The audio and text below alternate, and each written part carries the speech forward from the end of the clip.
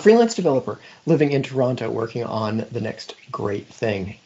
And until recently, you were the CTO at LoadUp Technologies. Ruby is your original love, but you are excited about everything going on with JavaScript. And you are an avid movie and history buff, and you read more musings at riaz.me. So thank you so much for coming out today and talking to us about the interesting world of client-side storage APIs. Thank you. Let me go ahead and share the tab. Today we are going to talk about the interesting world of client-side storage APIs. As Lee mentioned, my name is Riaz Virani. I'm a freelance web developer, although that's about to change. I think I've kind of found the gig I'm going with next. If there's anything that I'm saying that's really interesting, or you want to see more of my talks or thoughts, etc., I occasionally write and I put up kind of all the talks that I've done at riazv.me. So the next thing I wanted to kind of say is that this presentation is somewhat interactive. I've done it before in a live context, a slightly different version of it. But what will happen is at different kind of points through the presentation, we'll have to experiment with this. We have some technical issues as we get further when we get to these points. I'm going to stop and actually ask for, hey, does anyone here have like a memory of an interesting time where they use the API we're talking about in a unique way, and what do they think of it? Sort of just like ways we can think about how to use some of these APIs and use cases, because each of them, as we'll talk about the different ones, are really designed for specific contexts. So keep that in mind. But let's start with, well, yeah, what are client-side storage APIs anyways? And by the way, even if you're not familiar with this concept, you're already using them. If you're a web developer, you've been using them. It's really hard not to use one of them.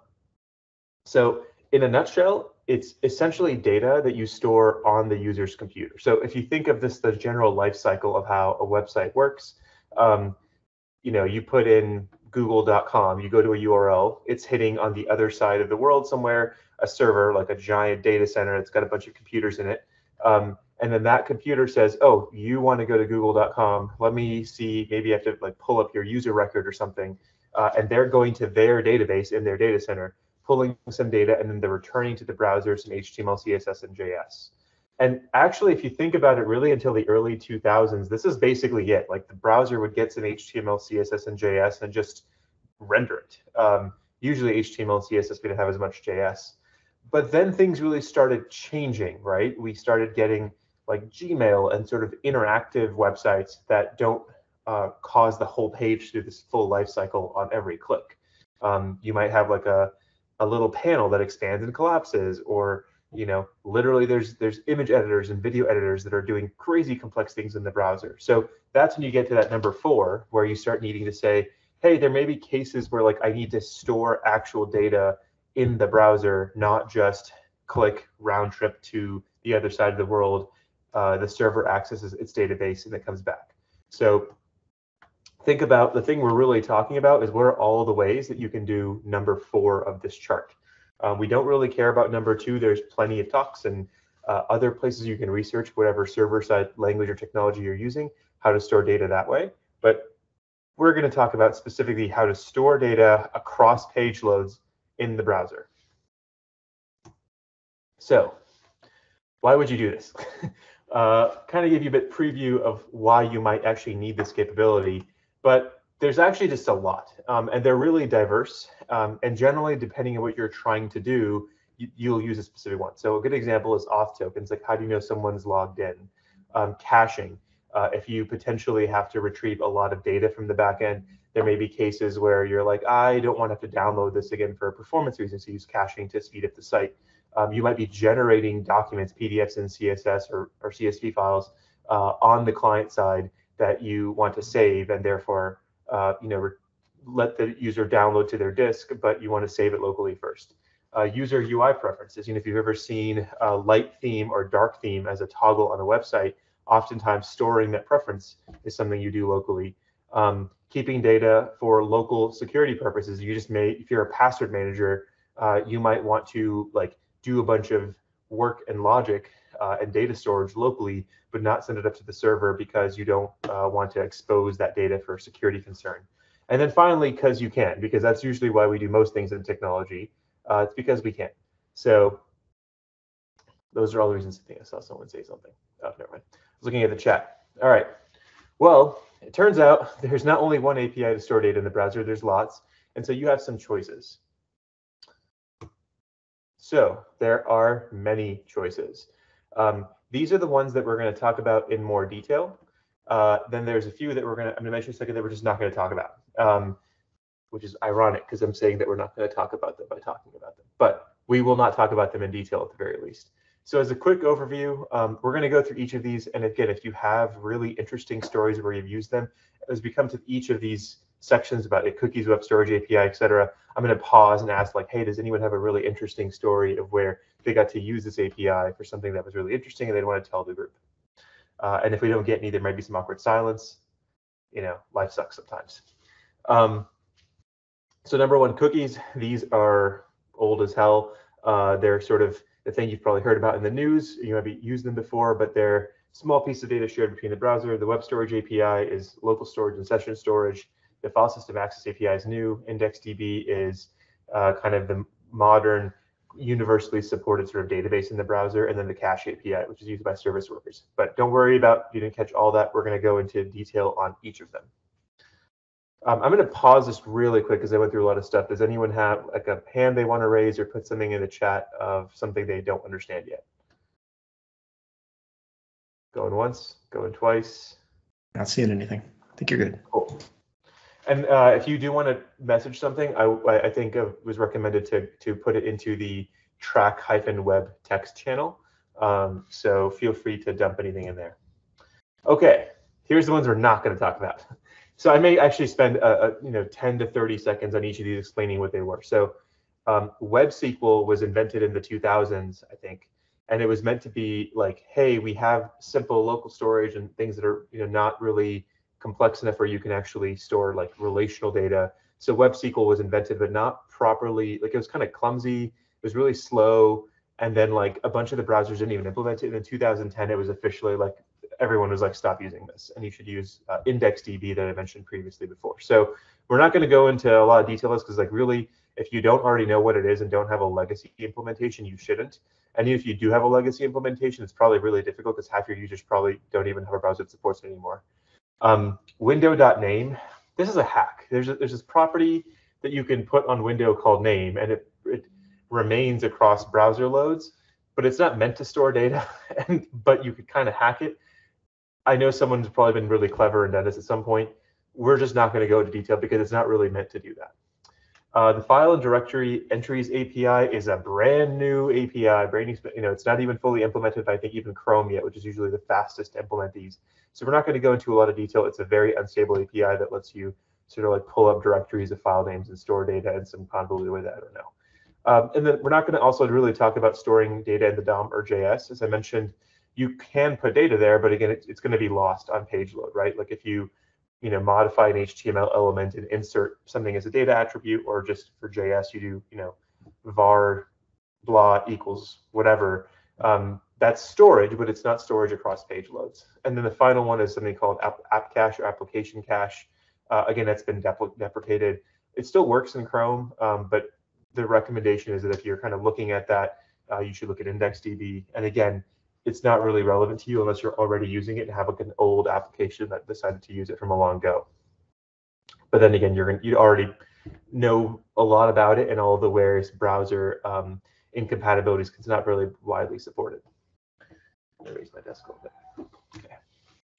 Side note, before we get into each one, security. So how does that work on the client side? Because on the server, like you kind of control things, right? It's your own universe. In the case of the browser, it's literally your user's computer, right? So by default, every different domain you visit has its own universe of all of these stores: local storage, session storage, IndexedDB. They don't get shared across different domains, meaning that you can't set something in the store when you are on x.com and retrieve it once you redirect the user to y.com, even though you might own both domains. Now, the exception to this is that cookies can be set to work across subdomains. So you could have, like, if it was Google, for example, mail.google.com could share a cookie with images.google.com. There's a way to set cookies to work across the root and all subdomains.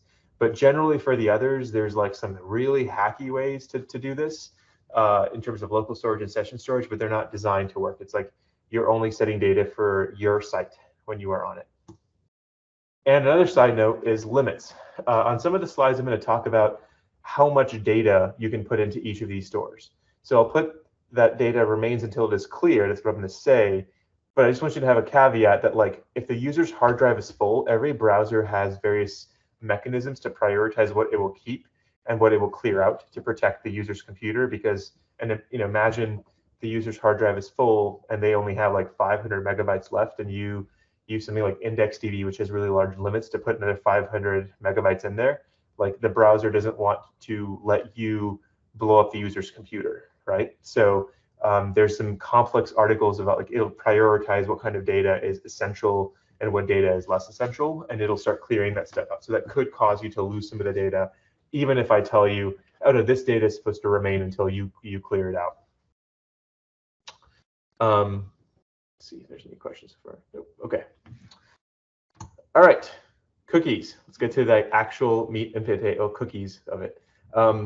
And as a quick side note, the cookie as a concept for the web browser was invented by a gentleman by the name of Lou Montulli in 1994, and it was made by Netscape. And at the time, it was called the Magic Cookie. So another one of those fun things that was invented around the time, including JavaScript. So this is what I want you to think about when you say, should I use a cookie or not? Like, what is the purpose? Cookies are really designed to be for really small amounts of data, and they're meant to be shared between the browser and the client. What that means is, like, the cookie is not only just client side. Like, you can set a cookie client side, or the server can set the cookie, and the browser actually will automatically include every cookie on every request back and forth. So if the server sets one, it'll come back as a header to the response, and the browser will automatically set that cookie. So just keep that in mind, that you can't put a lot of data in there, and it actually transmits on every request to your domain, and it's not even controlled by just you. So why would you use this? Well, one, it's really fast to set and restore. It's in every browser, right? It's supported everywhere, but also it can be set by the server or client. So it's often, the main use case is authentication. So if you, for example, use a Rails app or something, it actually will server-side, if you're doing server-side rendering, will set a cookie for its session memory of knowing who you are, and it can do that server-side without even talking to the client. It is automatically set by the browser server in every request, which can be a good or bad thing, because you don't have to worry about it. But bad meaning, like, there's some security concerns that can come about because someone could kind of, I forget what the attack is called, where they can essentially access your cookie, and there's some security protocols for that. Third point, you can share a cookie across all subdomains, or lock it to a domain, or just even a path. So there's a lot of configuration for how you can access it. And in some cases, I would actually say it's more secure, because you can set cookies on the server side and say, don't even let the JavaScript read this cookie. So if you set, for example, an auth token as a cookie or some sort of an identifier, you can actually prevent the JavaScript from reading it, so that you don't really have a possibility of letting that leak, like the JavaScript reads it and some compromised kind of script that you've added sends it to some external party that now has access and can behave like they're you. It also remains until it's cleared, generally, but it can also be set with an expiration date. So this is actually one of the few that has that. There's not really many of the other storage mechanisms that can be set to automatically expire. However, it's very limited. The cons are that it's limited to only 24 kilobyte cookies per domain. Additionally, because they've got a bad rap, because they've been abused in some cases by advertising networks, ad blockers and browsers may inadvertently mess with them, which has happened in some cases. You're generally pretty safe if you're using what's called a first-party cookie. We're going to talk about that in a second, but glitches happen. You can only store strings. Again, you get a bad rap. They're blamed for privacy issues. The moment you start using a cookie, there's like 20,000 laws that you have to make sure you're compliant with. I have video not shared. Oh, so they can't share my video when I'm screen sharing. Anyways, and it can inadvertently affect the performance because every time you set a cookie, every cookie is being set for that domain is sent to that domain on every request. So you can mistakenly set, if you did set 24 kilobyte cookies and you have 80 kilobytes, that's 80 kilobytes, even though the request you're making may only need 1 kilobyte of data back. So I want to go into a little more detail, like, why is cookie a bad word? I mean, if you've heard about it on the news, etc. That, oh, it's these tracking cookies that are like know where I'm going, and that's why I'm seeing these weird ads everywhere whenever I was trying to buy underwear for my friend, and now I see underwear everywhere, whatever it is, right? Well, it's because of the difference between first and third party cookies. And again, even if you look on the left there, you'll see that because it's so sensitive, there's so many laws around cookies, and you've probably been in a website where they'll have this sort of accept of like, hey, accept that we use cookies to track you, blah, blah, and you can hit accept or deny. That really came about mostly after the GDPR law, which is the second bullet there. It's like a huge law that passed in Europe for related to privacy. And now you've got the last one, the California Consumer Privacy Protection Act. Yeah, that also kind of mimics that for certain parts of the US. But jumping back to a first or third party cookie, a first party cookie is where like I have mywebsite.com, and then I go to mywebsite.com, and mywebsite.com sets a cookie for me. So it's my website. I went to it and I set a cookie for the domain that is me. But what happens if mywebsite.com, I'm adding like the Google Tag Manager or something, or Google AdWords? Well, when that JavaScript loads, it's going to make a call to Google servers, and Google's going to set a cookie. That's a third-party cookie because I went to mywebsite.com, but then it loaded a script that then called another website, another server that's not mywebsite.com, and that set a cookie. That's called a third-party cookie. So that's how you have people tracking you across the internet, because like if everyone's putting like the Facebook ad tech, little snippet on their site or whatever, then Facebook is running literally on all the pages across the internet and can set cookies that can sort of coordinate across, and therefore you have a third-party cookie and they can track you across websites. That's why it's a bad word. So just don't be as concerned about it if you are using it for its right intended purpose as a primary, as a first-party cookie, just for your own website. All right, well, actually, I'm going to pause there before we go to web storage APIs. Does anyone have any kind of experiences? Again, cookies are just not as often, I found it in the web development world set anymore, unless you're doing server-side rendering or you're using some auth library and the server side's doing it for you. But does anyone have like, oh yeah, I used cookies for this thing, or I tried using it for this thing and it blew up? And again, you can raise your hand if you want, or post in the Discord. Yep. I see someone typing. Ah, yeah. So I'll just read out loud to those of you that may not be on the Discord.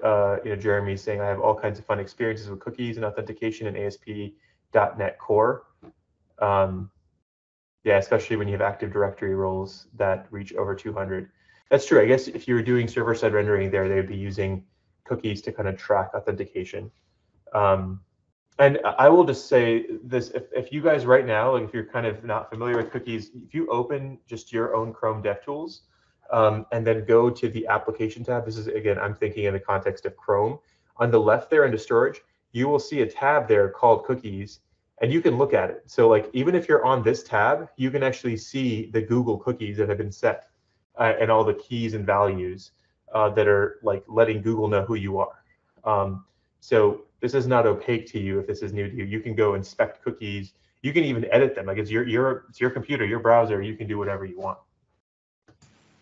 Yeah, a couple of years ago, my daughter, I was having difficulty getting into a site for her school, and she'd gotten the wrong account somehow stored in her cookie. And so I showed her how you could go into the cookies and edit the values of the cookies. And so she basically went in as one person and popped out as another. And her mind was blown. She's like, wow, that's amazing. Yep. Cool. Yep. Yeah, cookies are fun. It's sometimes interesting to see when you just go to a website you visited, like all the people that are setting cookies on that domain. Even though like if you use a news website might have loaded like 30 third-party scripts and they're all setting cookies. So always good to kind of know what's going on in your computer. So let's jump next onto web storage APIs. So this is a class of APIs, but it's not only one API, it's two APIs. So what we're going to first do is I'm just going to tell you about the commonalities between them. And for those of you that the terms you might be more familiar with is session storage and local storage. Local storage is probably the one that most commonly is used. Those are actually all classified underneath the bucket of web storage APIs. So the pros are, if you ever used them before, they're very easy to use. It's literally just a string. It's a key value. So you have like almost like a JavaScript object. You have like the key and the value, and that's it, just a bunch of them. It's almost in every browser, including IE. And there's both session and ongoing storage. You have a preference for how long you want it to be retained. The limitations are that it's limited to 5 megabytes per domain.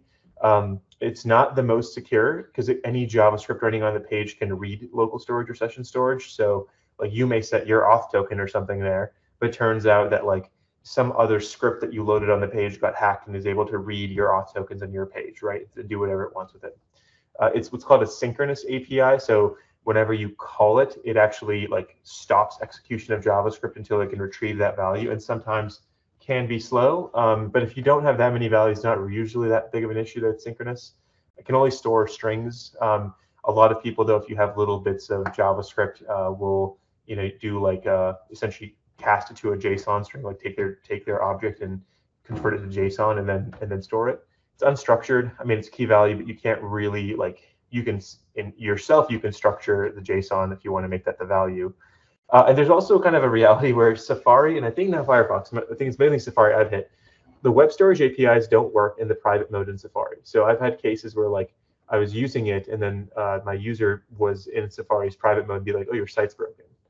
And we figured that, yeah, like apparently in both mobile and web, Safari won't work. I mean, web storage just won't work.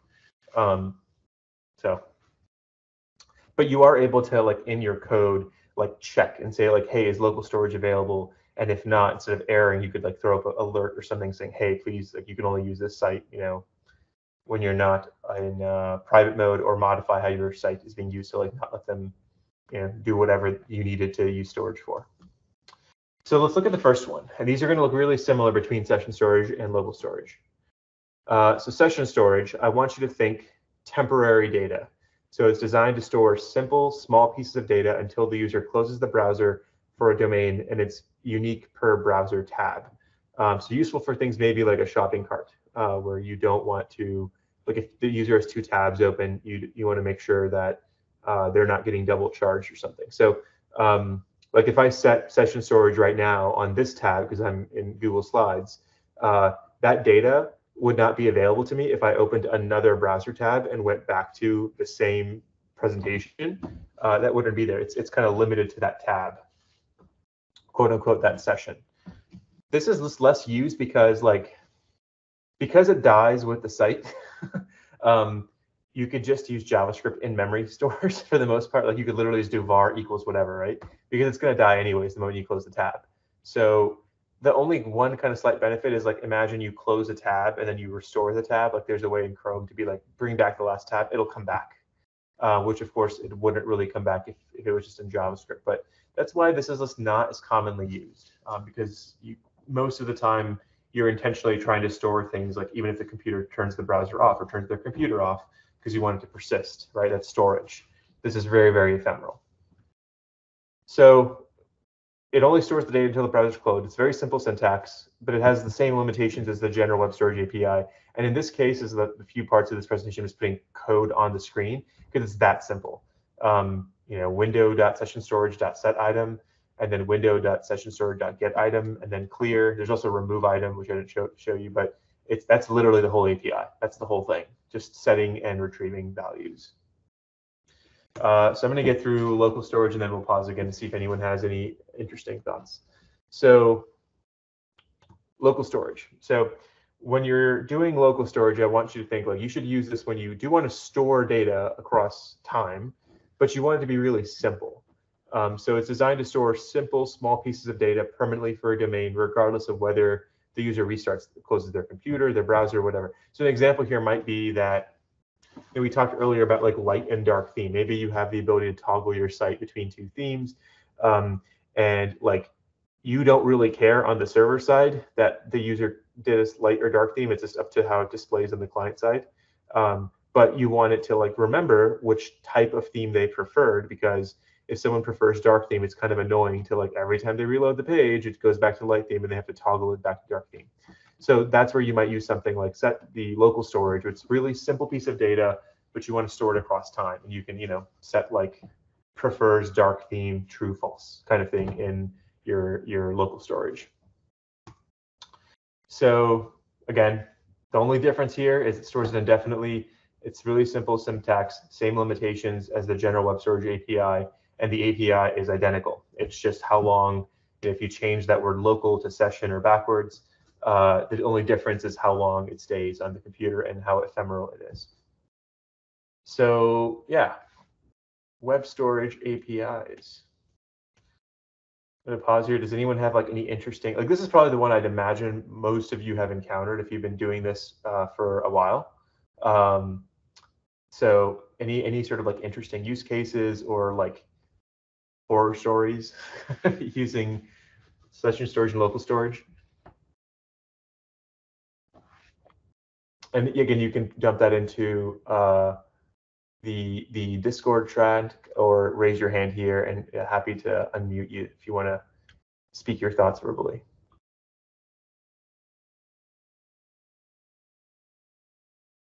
Cool. So I'll move on to the next one. Oh, hang on, Dan raised his hand. Sorry about my audio. I opened the window and now it's pouring rain. No worries. Loud mic. Okay, Dan, you should be able to unmute yourself and ask a question.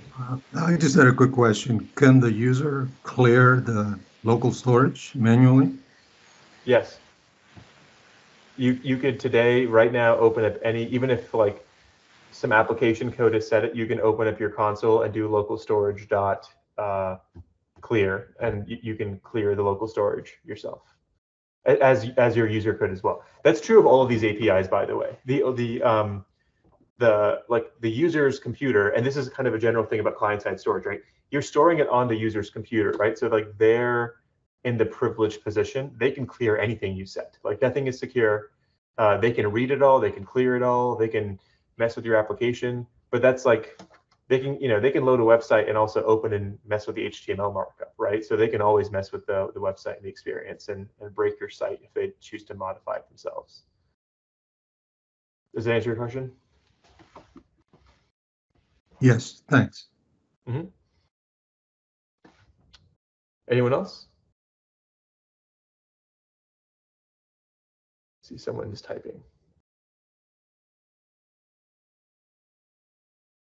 Anyways, all right, so we will jump ahead, and if you have thoughts, yeah, feel free to put them into the Discord chat. Ooh, did I jump ahead?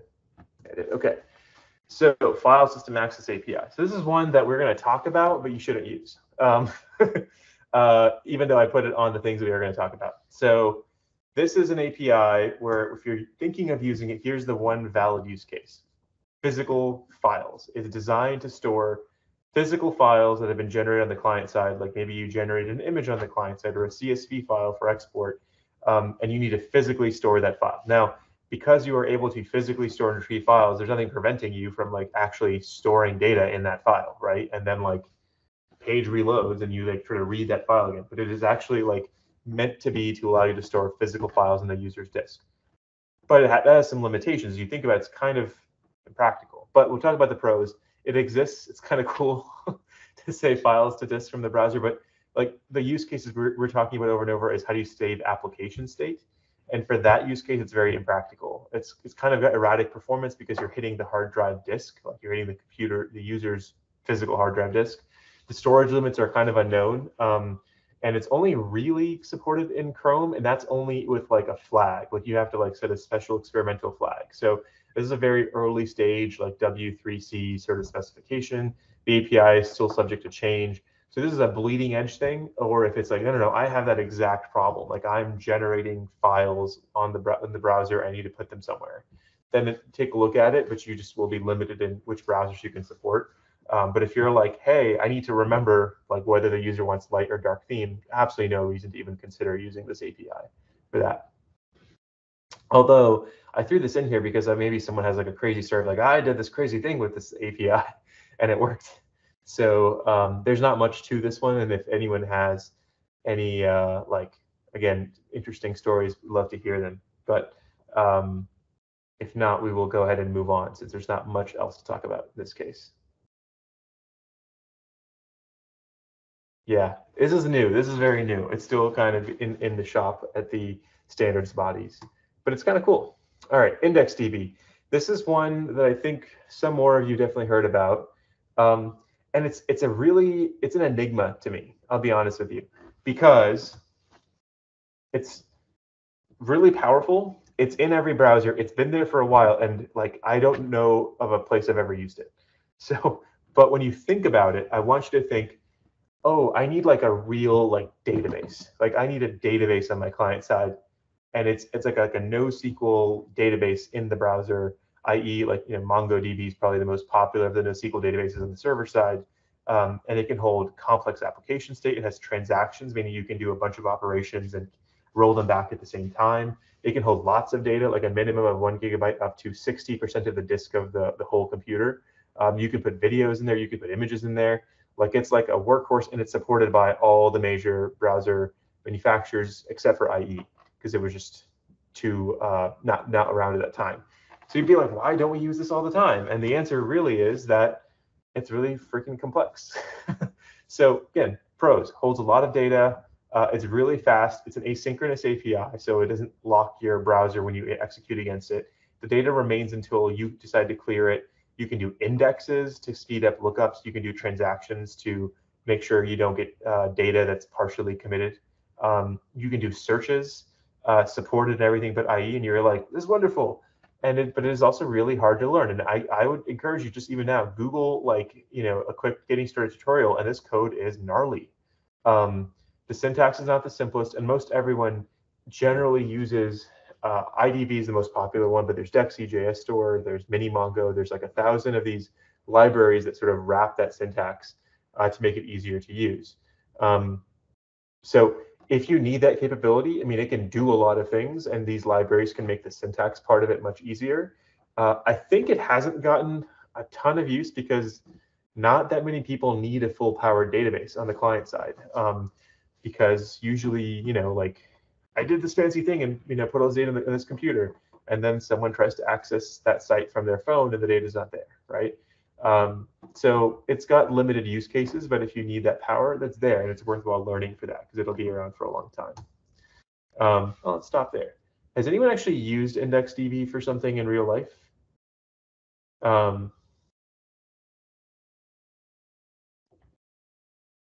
Yeah, and then some people putting in the chat that there's like these other interfaces to IndexedDB, and I think like realistically, unless you're like really need that power, in which case you're probably not even being introduced to IndexedDB. Like I would recommend using one of these wrapper libraries if you feel you need that. I think the one use case I've seen it used was like someone was like they designed an application architecture that was meant to be offline first, and it was like a budgeting application, and so like they essentially what they would do is like use the website when you're interacting with it interacts with the IndexedDB wrapper library, which also has hooks to like synchronize up.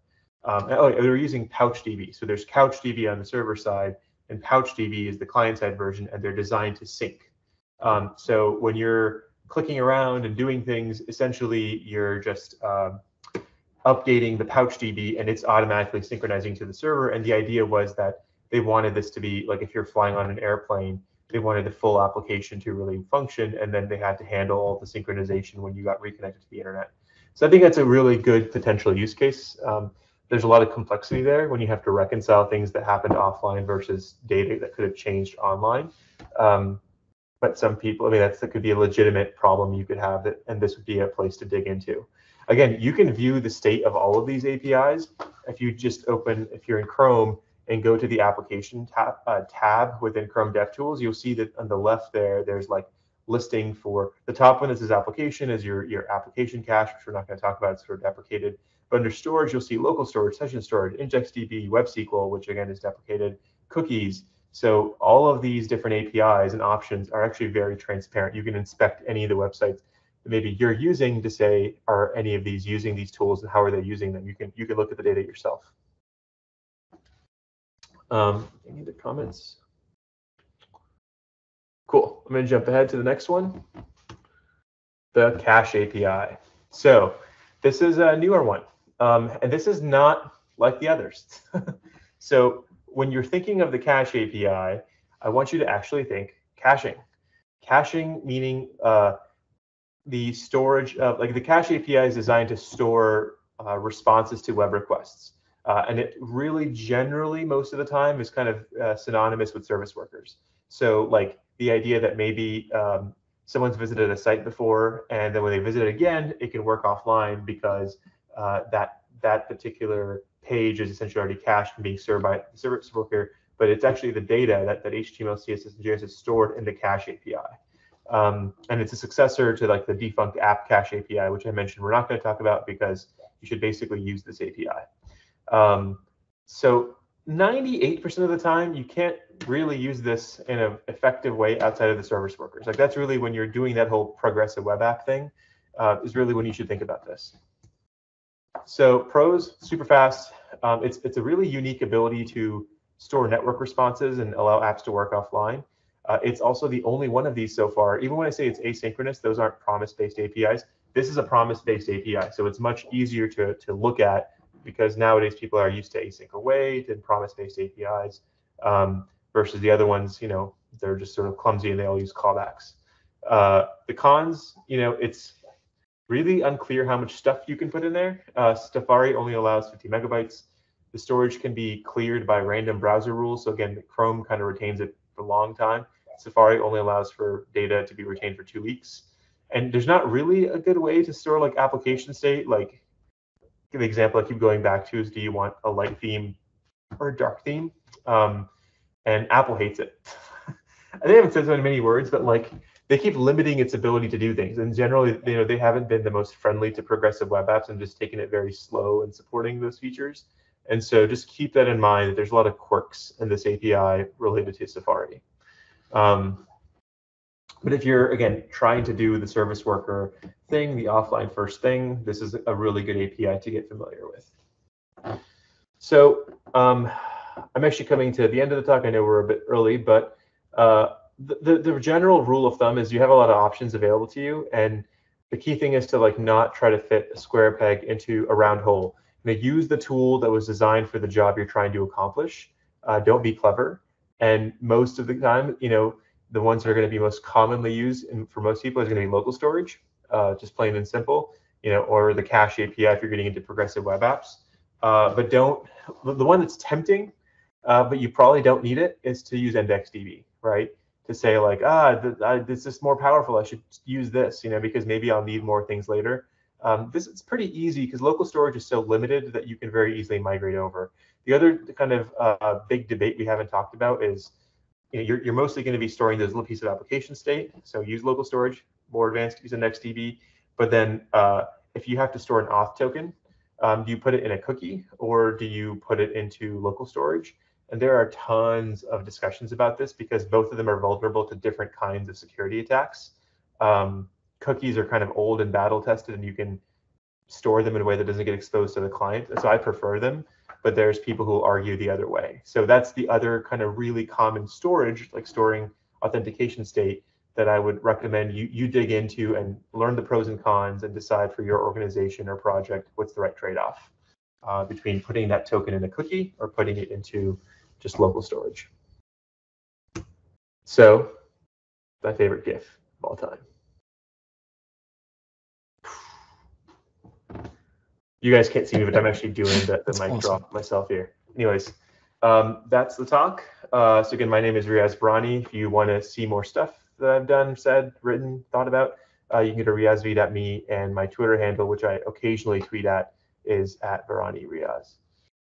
But let's also pause now for like any final kind of thoughts, questions, etc., all that kind of stuff. We do have one question, actually, I can answer.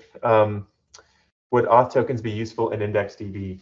So that's, I think that would fall under the case of like, it just wouldn't really make sense because from a security perspective, IndexedDB has the same flaws as local storage. Any JavaScript running on the page can access your IndexedDB instance, meaning like you load some third-party ad script or whatever, like you load segment.js or whatever, and someone compromises them, they can read your JavaScript. And so therefore they can read the auth tokens on your website. So that's the one limitation. But if you do cookies, there's another kind of attack that I think it's, I forget what it's called. But I don't know if it would really make sense to use an IndexedDB over local storage for the purpose of storing an auth token. You'd get the same pros and cons, but IndexedDB is just more complex.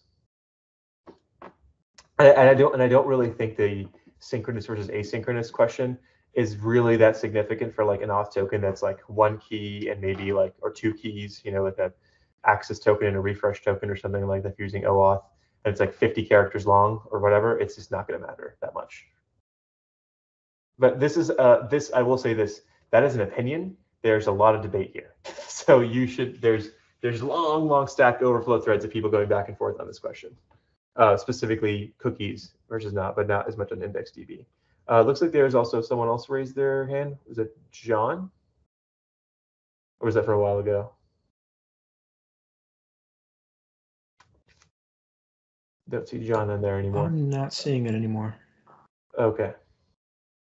John, if you do want to ask a question, you're welcome to. I don't know if maybe we answered your question or the hand just sort of drops after a certain amount of time. Here, I've unmuted John. Okay. I'm going to stop sharing and turn my video back on. Love the self-portrait, by the way. Clearly, you put a lot of time and energy into that, and I really do appreciate that. I did. And by the way, that is not a fake backdrop. That is my actual house. Otherwise, it'd be really weird to put a random throw pillows. I live in a very small place. Toronto, downtown Toronto condos are an adjustment. Hi, it's John. I was just interested in hearing a little bit more about the File System Access API, just because I have an application at the moment that that might benefit. Yeah, so there's two APIs to look into for that. There's the File Reader API, and I'm going to make sure I speak correctly about this, make sure I give you the right name, which is like or the File API, sorry. Yeah, so the File API is where you can essentially manipulate objects. Like someone could like upload a CSV and then you can actually parse it in the browser. And then there's the File System Access API, which is like, hey, you can access any file on disk and store files on disk. So that second API that's newer is only Chrome, and even that's with a flag. Like this is, you can just imagine the kind of like security concerns, because the idea, is normally supposed to be that a browser only lives in sort of a sandbox, right? So there's so many kind of concerns, and even Chrome supports it partially, etc. Chrome meaning it's going to be Chrome and Edge, because Edge is now just Chromium based. So you can use it. It's also just not, the specification isn't done. It's only even partially implemented. If you're using it, I wouldn't make it production ready, because it's very possible it's going to break, and then you'd have to force everyone on Chrome. But the one where you can generate files yourself and parse them and access them, that's probably more likely to be a realistic use case, and that one is well supported, the File API in general. So I guess in some ways it depends on what you're trying to do with files. Like, are you trying to access files on their disk? But if you think of files in the other context, it's like, all of us have used a dropper before, where you have to like drag a file onto a browser. That's well supported, because then the browser is receiving a specific file the user's given it, and then you can parse it, read it, send it, do whatever you want with it. But the one I was mentioning was like, you want to just write files to disk arbitrarily. And that's the one that's really experimental. Does that answer your question? Yep, it sure does. Thank you. Mm-hmm. So there's another example in the chat where there's an example of sort of tools that can emulate like sort of SQLite. So if you go and like look around for libraries, there's like 20 to 30 to 40 of them, where IndexedDB is in the browser. It's kind of hard to use, but therefore people have made interfaces on top of it that emulate Mongo, that emulate I think someone mentioned Blazor or SQLite on top of it. And those, I think, are going to be your main way to use IndexedDB, because its native syntax isn't that easy. The libraries make it much more valuable. And so, yeah, I would first say always really think, do I really need that? And if you do, then I would highly recommend. The most popular of them, by the way, if you just want a place to start, is called IDB, which is really lightweight, and is actually the same API as the underlying API, with just a bunch of syntactic sugar to not make it as confusing. But if you like one of the other ones, that seems like a great idea as well to use those. Some of them, just be careful about some of those libraries, not maybe the ones that you guys mentioned in the chat. When I was researching them, because they're so complicated, some of them are really large bundle sizes. So like, you may be adding like a couple 100 kilobytes to the download, right? of just this library that's meant to interact with IndexedDB. And that could be something of concern if you want to make your initial load times fast and snappy. Anything else? Awesome, guys. Well, we have a few minutes left, so I will hand it back over to Lee. And Awesome. Yeah, thanks for Well, joining. fantastic. Hope Thank guys you. learned something. Yeah, thank you so much, Raz. Really appreciate you coming out today, sharing your expertise. Thank you, guys. It was awesome.